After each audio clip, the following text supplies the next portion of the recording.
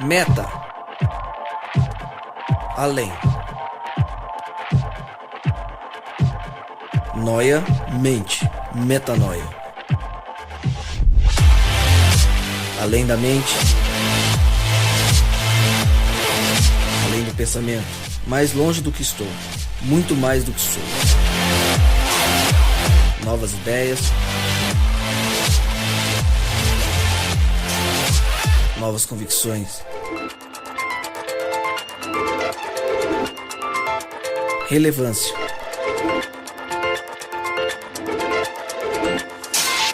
Plenitude. A busca pelo ideal.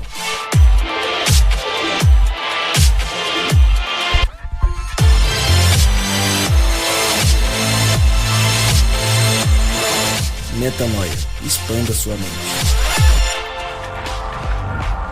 Começa agora mais um podcast Metanoia. Chegamos ao episódio 31. Você está mais uma vez convidado a expandir a sua mente. Meu nome é Lucas Vilches e, como eu sempre digo e repito, estamos juntos nessa caminhada. Venho aqui para apresentar para vocês uma série muito especial que a gente vai ter nos próximos episódios. Em alguns dos próximos episódios, a gente vai fugir um pouco do padrão estabelecido aqui no podcast Metanoia. Mas o motivo é muito bom, na verdade eu diria que o motivo é excelente. É porque a gente recebeu exclusividade para compartilhar um conteúdo extremamente relevante, que a gente quer que você ouça e possa também expandir a sua mente com esse conteúdo. Então, vamos lá. Hoje a gente começa essa série especial. Serão 5 episódios disponibilizados em semanas intercaladas, ou seja, já que a gente chegou ao episódio 31, no 31, no 33, no 35, no podcast 37 e no Metanoia 39, você vai ouvir os próximos conteúdos dessa série. Entre eles, você vai ter nossas conversas de costume. Bom, essa série traz palestras do Fórum Começos à Criação, um evento extremamente especial que aconteceu na comunidade Nova Semente, onde pastores trouxeram à tona de forma profunda e com muita, mas muita metanoia, os argumentos bíblicos a respeito de como tudo começou. Hoje, o episódio de hoje tem como tema Gênesis 1, forma e conteúdo. Quem traz esse tema é o pastor Edson Nunes. E aí eu já digo pra você que nesses episódios todos não teremos ele ao meu lado. Rodrigo Maciel não está aqui. Então, agora você ouve o primeiro episódio da série Começos à Criação. Gênesis 1, forma e conteúdo, com o pastor Edson Nunes. Vamos falar durante o dia sobre criação, mas numa perspectiva um pouco diferente do que talvez a maior parte de vocês esteja acostumado, porque a gente vai falar somente da Bíblia, né? E aí, nem sempre isso é um negócio que chama tanta atenção, mas legal que chamou a atenção de vocês. Bom, Gênesis capítulo 1, forma e conteúdo. Tem um indivíduo chamado Franz Rosenzweig, e ele, junto com outro indivíduo mais conhecido talvez, chamado Martin Buber, eles fizeram uma tradução da Bíblia, do original do hebraico, da Bíblia hebraica, né? Só o Antigo Testamento, do hebraico e aramaico para o alemão. Depois eles escreveram um livro chamado Scripture and Translation, escritura e tradução, exatamente discutindo elementos dessa tradução. E uma das frases do Franz Rosenzweig no início do livro, uma frase muito interessante, ele diz o seguinte: como algo é dito, não é periférico ao que é dito.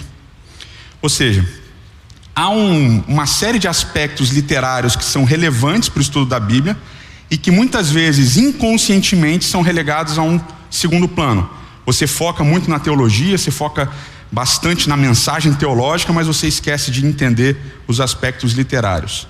E na maioria, na verdade, na grande parte das vezes, esses aspectos literários, eles vão servir de ajudantes para entender um sentido maior ou até mais profundo do texto. Então é importante a gente trabalhar a Bíblia assim, como uma obra literária também.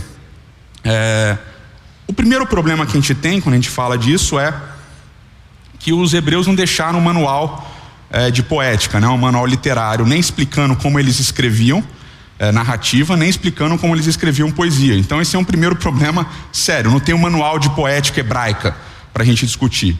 Então muito do que a gente vai fazer, e esse acaba sendo muitas vezes uma acusação que os críticos, os teólogos fazem ao estudo literário do texto, é muitas vezes colocar nomes em certas nuances narrativas ou em certas características literárias que talvez não sejam nomes que reflitam o que eles pensavam, mas enfim, acabam por definir muitas das coisas que eles faziam com o texto.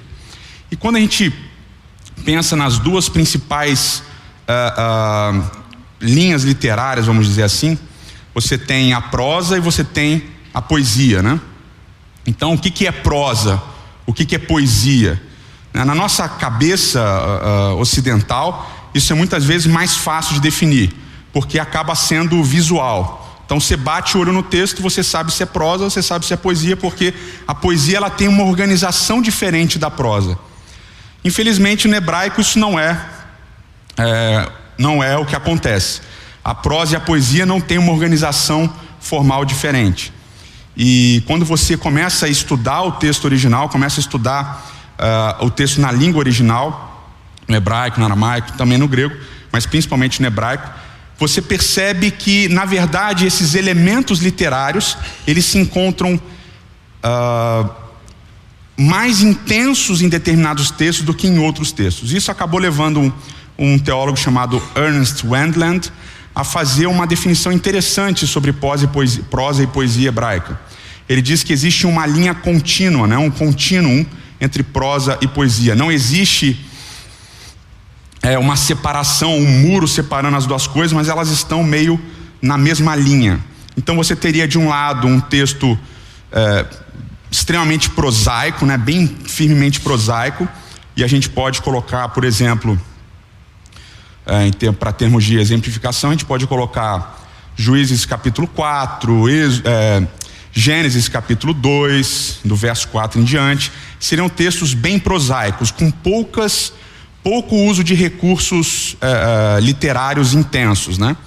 Você teria textos que seriam categorizados como uma prosa poética, com elementos mais intensos, literários mais intensos, como por exemplo Gênesis 1, do verso 1 até Gênesis 2, verso 3, e outros textos.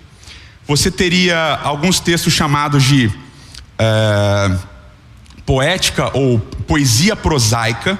Seria uma poesia com bastante características de prosa, uma narrativa mais conectada, sem tanto uso de metáforas, etc e tal, que seria, por exemplo, o caso de Juízes capítulo 5, ou até mesmo, talvez, Êxodo capítulo 15, né? Quando tem o cântico do mar e tal, quando eles passam pelo Mar Vermelho. E você teria os textos propriamente poéticos, que seriam aqueles com bastante recorrência de poesia, etc, etc, etc. Por que eu estou falando essa introdução até longa, né? Porque muitos autores, eles vão discutir aonde se encaixaria Gênesis 1. E eu já falei para você, já adiantei a minha visão sobre Gênesis 1, seria uma prosa poética.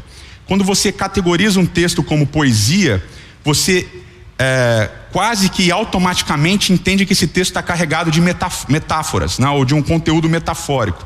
E nós não entendemos Gênesis 1 dessa maneira. Ao mesmo tempo, Gênesis 1 ele carrega assim um conjunto de elementos literários que são muito intensos, eles acontecem bastante. O que seriam esses elementos? Paralelismo, repetição de par de palavras, repetição de refrães e assim por diante. E tudo isso acontece intensamente no texto de Gênesis 1. Ele é um texto extremamente bem organizado, muito coeso, cheio de referências internas, de alusões internas mesmo. O texto ele é intertextual nele mesmo, que eu sei que para a teoria da intertextualidade seria um absurdo eu falar, mas eu estou falando, whatever. Mas é um texto muito coeso, né? Então, essa classificação de Gênesis capítulo 1 como uma prosa poética, ela é importante para a gente entender, em primeiro lugar, características literárias acontecem aqui de uma maneira mais intensa do que um texto prosaico, e não, Gênesis 1 não se trata de uma poesia por não ter recorrentemente o uso de metáforas, né? Isso é bem importante. Bom, continuando, né? Quando a gente fala de gênero literário, né? Então muitas vezes o texto de Gênesis 1 é classificado como uma fábula ou um conto primitivo, né? Cosmogônico, etc e tal, falando da criação dos mundos e do nosso mundo propriamente dito. É uma fábula. Infelizmente, quando você lê, infelizmente para eles, né? Mas felizmente para quem gosta de estudar o texto bíblico, quando você lê Gênesis 1 mais profundamente, você percebe que ele tem característica de um gênero literário que acaba casando muito bem com o resto do livro de Gênesis, que é relatório. Gênesis 1 ele funciona como um relatório, é como se fosse uma prestação de contas.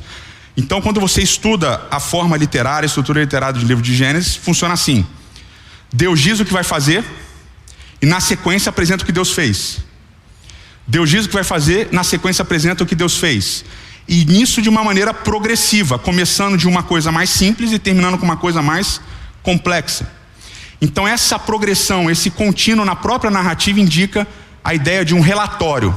Ou seja, Gênesis 1 não entraria numa categoria de fábula, de um conto cosmogônico, etc e tal. É uma prestação de contas. Alguns classificam Gênesis 1 como uma genealogia. E isso encaixa muito bem com o livro de Gênesis. Genealogia é quase como se fosse um relatório, né? Um relatório, genealogia seria quase um subgênero, eu estou exagerando, mas seria quase como um subgênero de relatório. E por que isso é importante? Porque o livro de Gênesis ele é dividido em 12 partes, quando você considera o uso da expressão toledot, ou gerações. Então, eu espero que vocês estejam com a Bíblia, né? Sinceramente, vamos abrir aí na Bíblia para a gente ver algumas coisas aí. No capítulo 2, verso 4.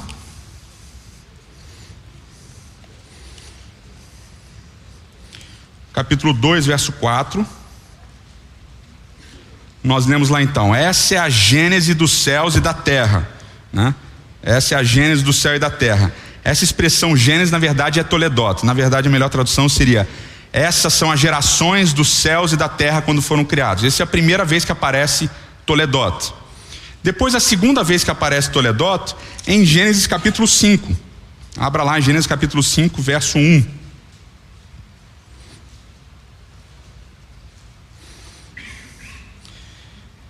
Essa é a genealogia de Adão, no dia em que Deus criou o homem à sua semelhança, etc, etc, etc. Depois abra lá em Gênesis capítulo 6, logo na sequência, verso 9. Essas são as gerações de Noé. Noé era um homem justo e íntegro, seus contemporâneos, Noé andava com Deus, etc, etc. Próxima sessão, só para vocês verem.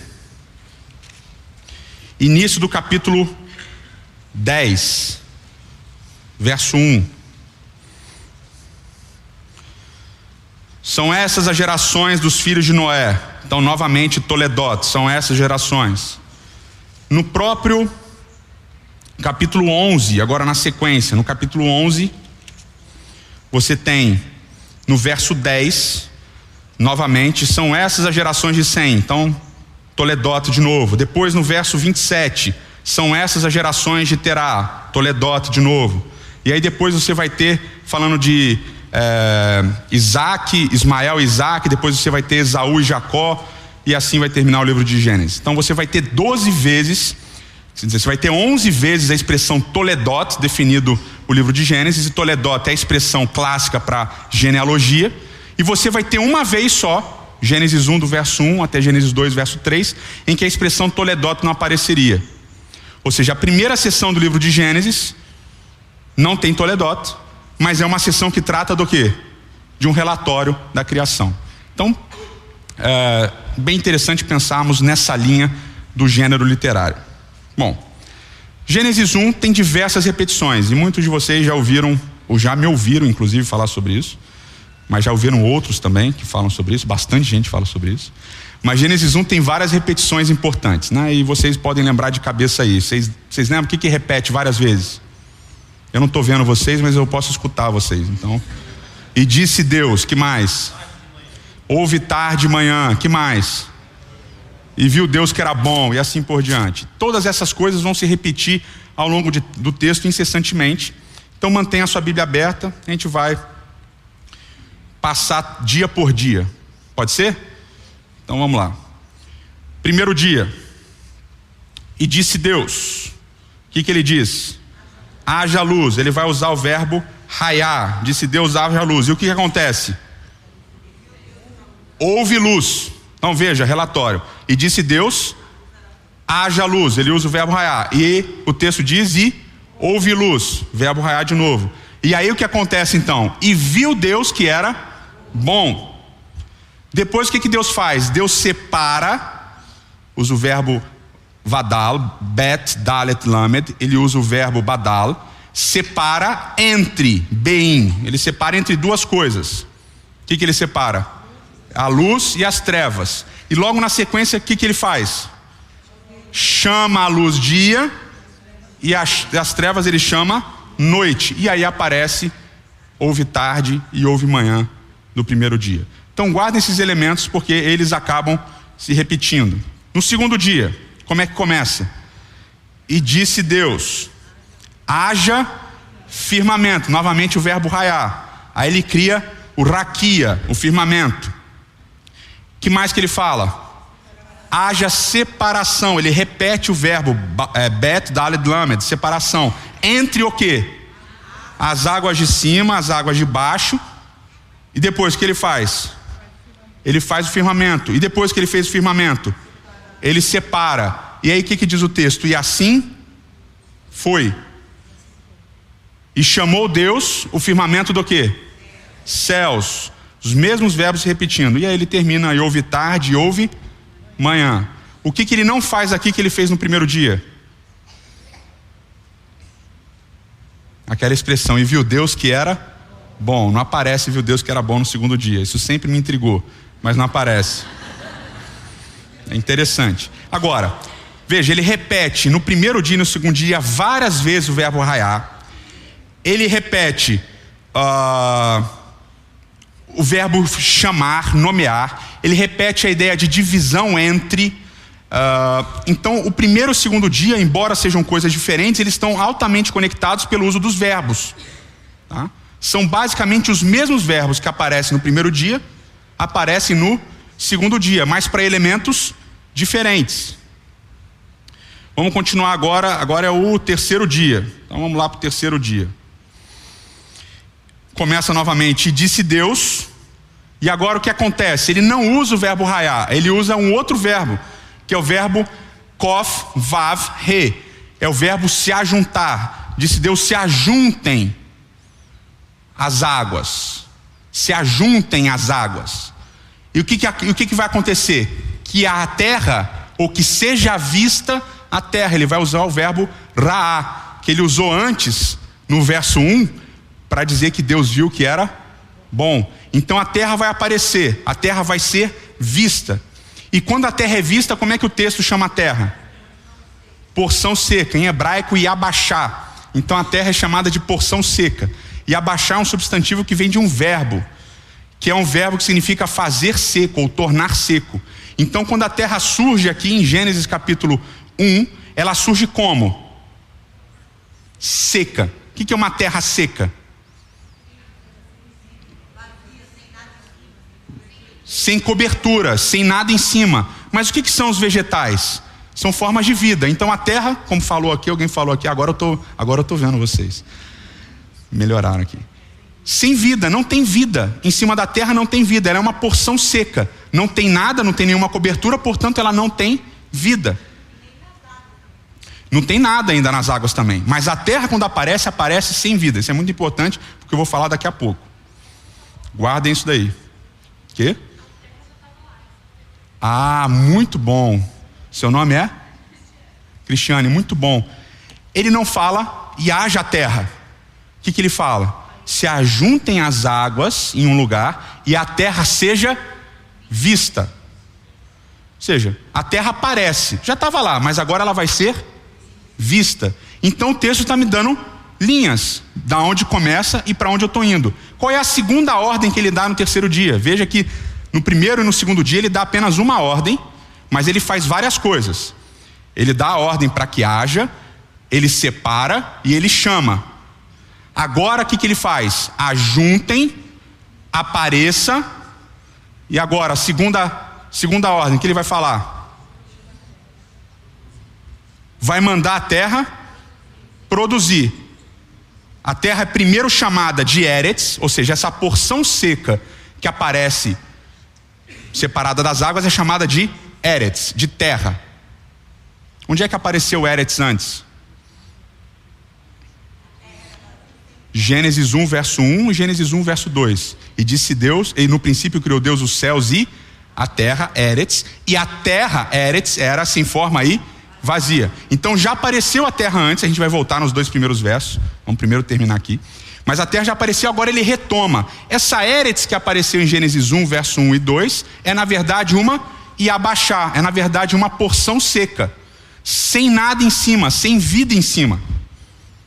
Ok? E vai ser importante para depois a gente voltar para uma expressãozinha bem controversa. Ao ajuntamento das águas, Deus chama o quê?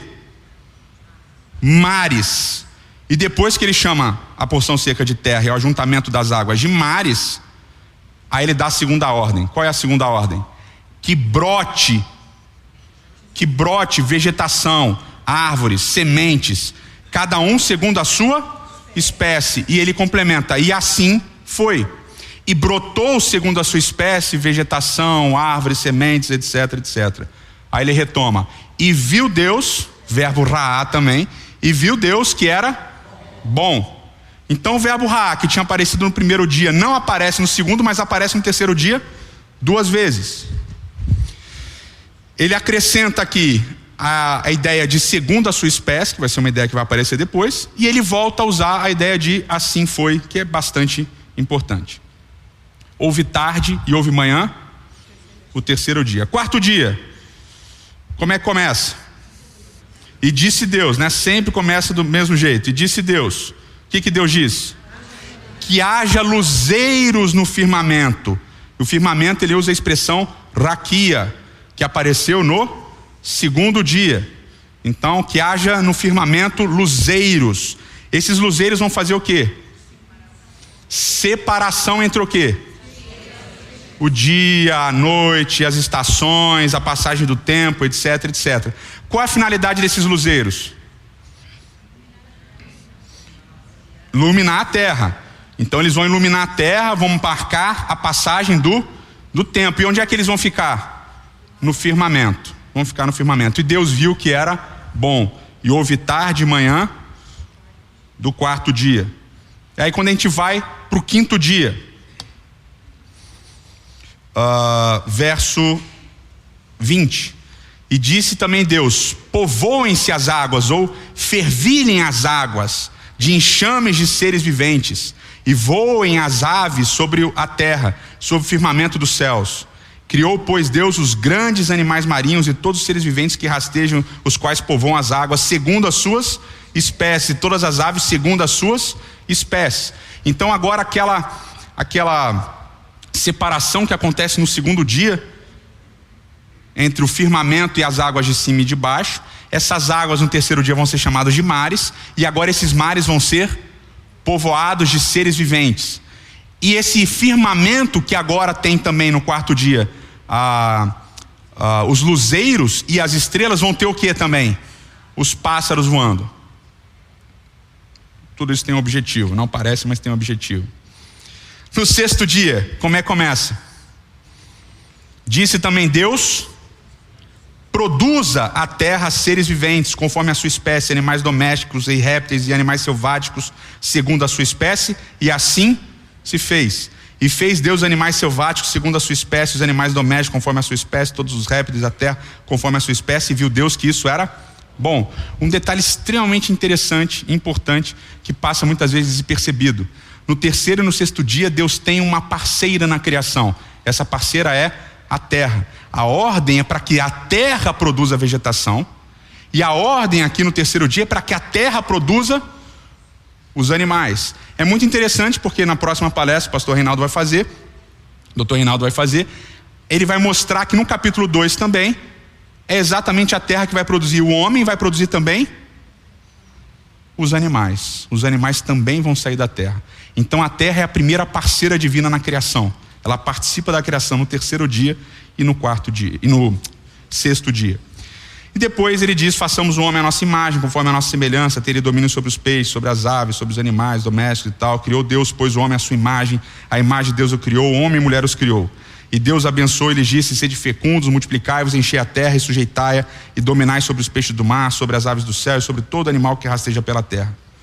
E disse Deus ainda: eis que vos tenho dado todas as ervas que dão semente, que se acham na superfície de toda a terra, e de todas as árvores em que há fruto que dê semente, isso vos será por mantimento. E a todos os animais da terra, as aves do céu, os répteis da terra, em que há fôlego de vida, toda a erva verde lhes será por mantimento. E assim se fez.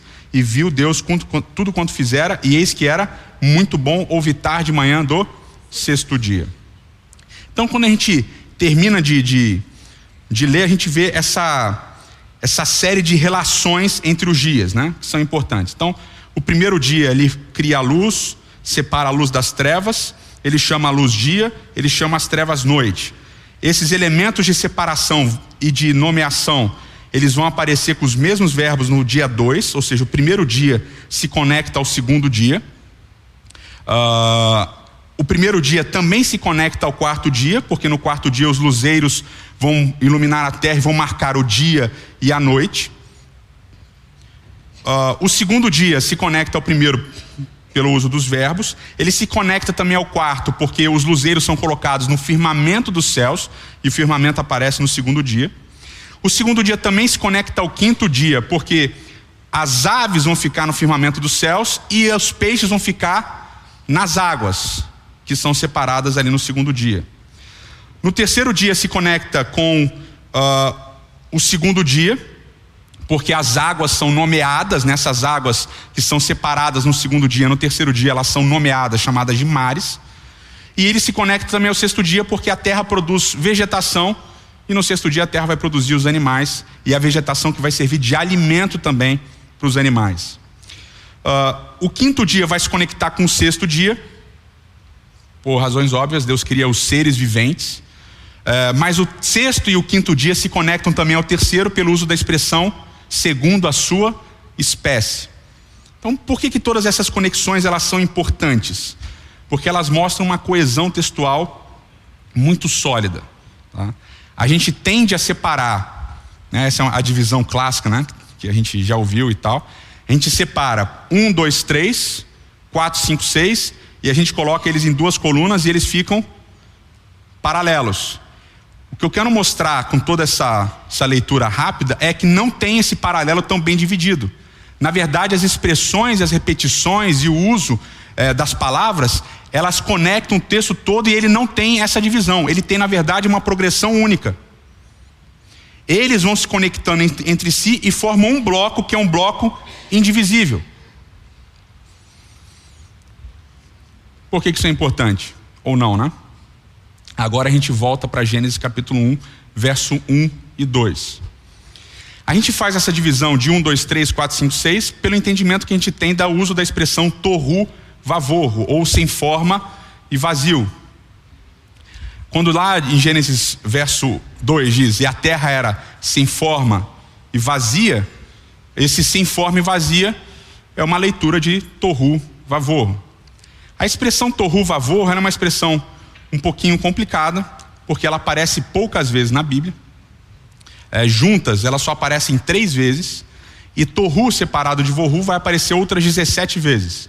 É um número considerado, só que o uso dessa expressão em vários textos é muitas vezes metafórico.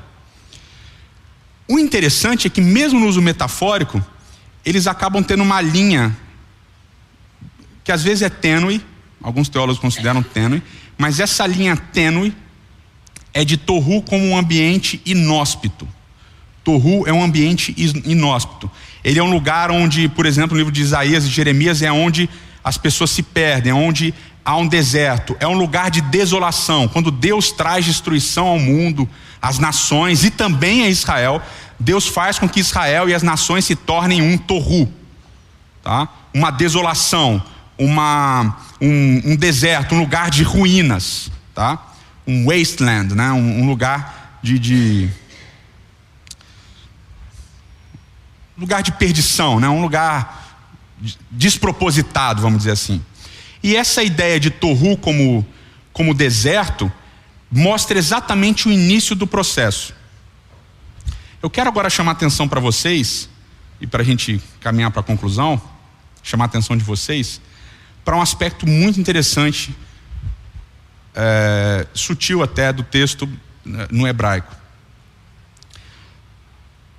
A gente tem uma conjunção em hebraico que chama conjunção vav.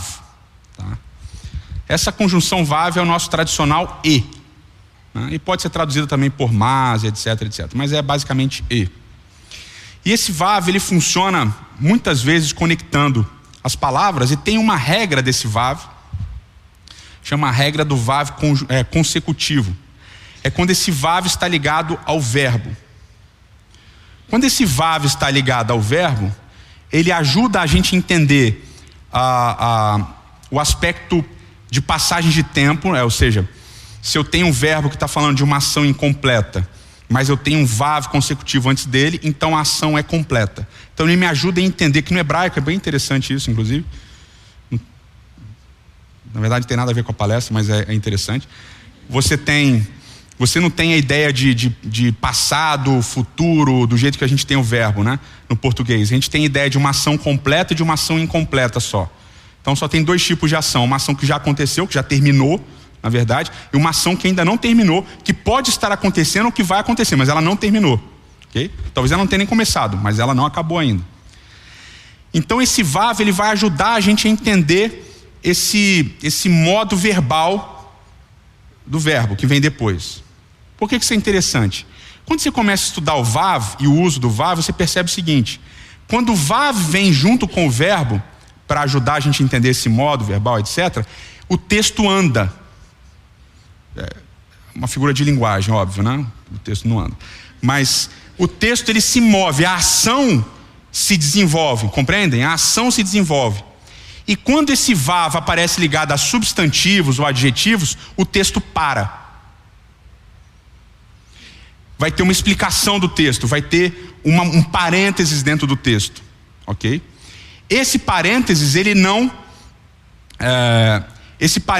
começa muitas vezes uma nova sessão, uma nova história, etc. Mas ele explica alguma coisa que foi ou afirmada no verso anterior, ou que vai ser discutida posteriormente, ok?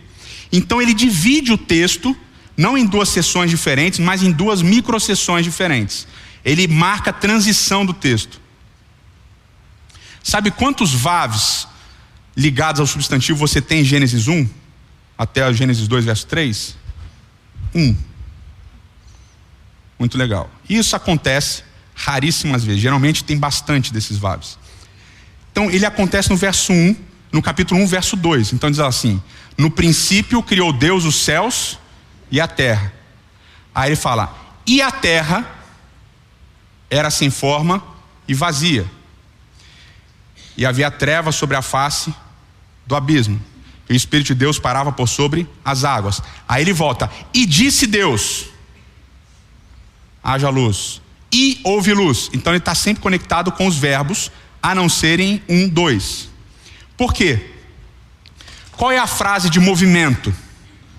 No princípio criou Deus os céus e a terra. Então ele está dando início ao movimento. Antes de continuar falando dessa criação, o que ele explica? A terra. Então a terra era o quê? Tohu vavorro. Ela era inóspita, ela era desértica, ela era sem vida.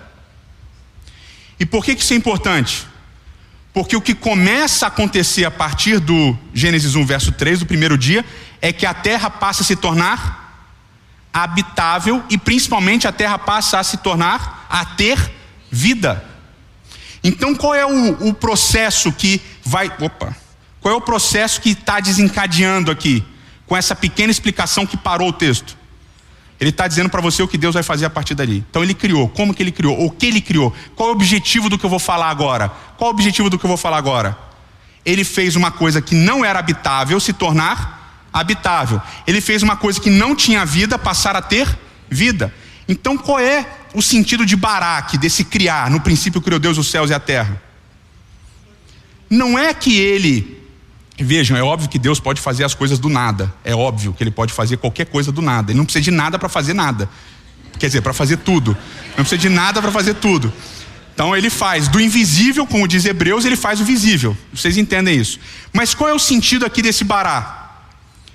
É essa transformação que Ele vai trazer para a terra. E só Ele pode trazer essa transformação. Um lugar que não é possível ter vida, passar a ser possível ter vida. Ou seja, só Ele pode fazer o que não tem vida, passar a ter vida. E é exatamente esse é o processo do texto. E isso vai culminar na forma mais elevada de vida do capítulo 1. Qual é a forma mais elevada de vida do capítulo 1? O homem. Por quê? Porque o autor faz questão de dizer que o homem foi criado à imagem e semelhança de Deus. Ele é Nefesh Hayah, ele é alma vivente, como os animais são. E a gente entende Eclesiastes quando Salomão fala que o fôlego de vida volta para Deus, assim como dos animais, é a mesma coisa, porque o homem e os animais são Nefesh Hayah, eles são alma viventes. Mas ele tem uma diferença. Qual é a diferença? Ele é a imagem e semelhança de Deus. Então tem um diferencial, tem um processo que culmina numa forma mais complexa, vamos dizer assim, de vida. E aí, depois de criar todos esses padrões, depois de criar todos esses refrães que vão se repetindo, depois de falar de toda essa organização, depois de falar de toda essa transformação do que não era possível para o que agora é possível, o que ele faz? Ele rompe com todos os padrões, ele rompe com todos os refrões, ele rompe com toda a estrutura que ele criou. E ele fala do sábado. Capítulo 2 de Gênesis diz assim: assim, pois, foram acabados os céus e a terra e todo o seu exército, e havendo Deus terminado no dia 7º a sua obra que fizera, descansou nesse dia de toda a obra que tinha feito. E abençoou Deus o dia 7º, o santificou, porque nele descansou de toda a obra que como Criador fizera. Quando ele rompe com toda a estrutura que ele tinha criado, uma estrutura tão coesa, tão bem feita, tão bem organizada, quando ele rompe com toda a estrutura literária, o que ele está passando para você, leitor? Que existe sim um propósito para aquele relato. Aquele relatório da criação é para apontar para o quê? O que é o mais importante de tudo? É o sábado. O sábado é a culminância do primeiro relato criativo. Então qual é o propósito do relato criativo de Gênesis 1? Qual é a função? Mostrar que onde não tinha nada, onde não tinha vida, onde não tinha possibilidade de vida, agora tem possibilidade de vida. E principalmente enfatizar um tempo divino, que é onde Deus descansa. Todas as ações de Deus, em Gênesis 1 verso 3 até Gênesis 1 verso 31, são relativas ao que Ele cria, ao que Ele faz, transformando onde não tinha vida para um lugar que tem vida. E do capítulo 2 verso 1 até o 3, a ação de Deus não é em relação à criação, a ação de Deus é em relação a Ele mesmo. Ele descansa. E por isso Ele abençoa e Ele santifica. Então a gente percebe que o autor ele cria uma estrutura para mostrar que existem 6 dias. E ele cria um rompimento de estrutura para mostrar que existe o 7º dia. Então a mensagem principal é: existem 6 e existe o 7º. Todo o resto que a gente tenta encaixar no texto para explicar qualquer teoria não faz jus ao texto. Por quê? O objetivo dele não é explicar as nossas perguntas. Por que tem luz no primeiro dia e no 4º dia? Qual é o propósito dele? O propósito dele é falar do sábado. É mostrar uma organização. É mostrar a transformação de uma coisa que não tinha vida para agora que tem vida. E aí culminar com o sábado na ação divina de descanso.